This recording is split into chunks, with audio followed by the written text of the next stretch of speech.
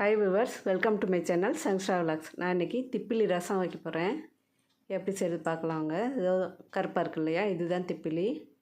ஒரு 6 பீஸ் எடுத்து வச்சுருக்கேன். நாட்டு மருந்து கடைகளில் கிடைக்கும், அது வாங்கி எடுத்துருக்கலாம்.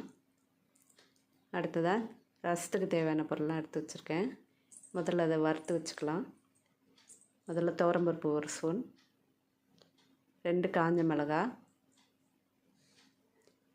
அது லேசாக வறுபட்டோன்னே சீரகம், மிளகு, தனியா, அது 3 ஒவ்வொரு டேபிள் ஸ்பூன் அளவுக்கு வச்சுருக்கேன்.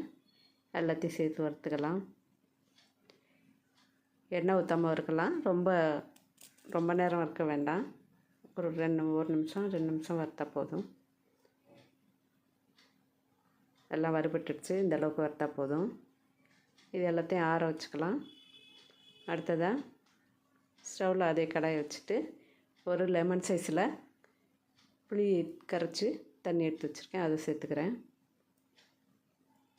அதோட ஒரு பெரிய தக்காளி பழம் பொடியாக கட் பண்ணி வச்சுட்டு அதையும் சேர்த்துக்கலாம். கூடவே 1/4 ஸ்பூன் மஞ்சள் தூள், எல்லாம் சேர்த்து கொதி வரட்டும். அதுக்குள்ளே நம்ம வறுத்து ஆற வச்ச பொருட்களை மிக்ஸி ஜாரில் சேர்த்து அதோட 2 கொத்து கருவேப்பிலையும் சேர்த்துக்கலாம்.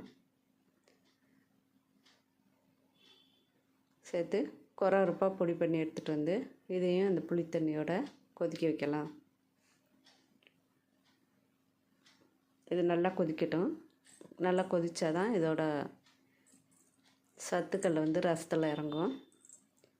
அடுத்ததாக இதுக்கு தேவையான அளவு 1/4 ஸ்பூன் பெருங்காயத்தூள், தேவையான அளவுக்கு உப்பு, இது 2ஐயும் சேர்த்துக்கலாம். நான் இப்போ இதோட இன்னொரு பொருள் சேர்க்க போகிறேன். அது சித்திரத்தை பொடி. இந்த திப்பிலியும் சித்திரத்தையும் உடம்பு வலிக்கெல்லாம் நல்லது. சித்திரத்தை தொண்டை வலிக்கு ரொம்ப நல்லது.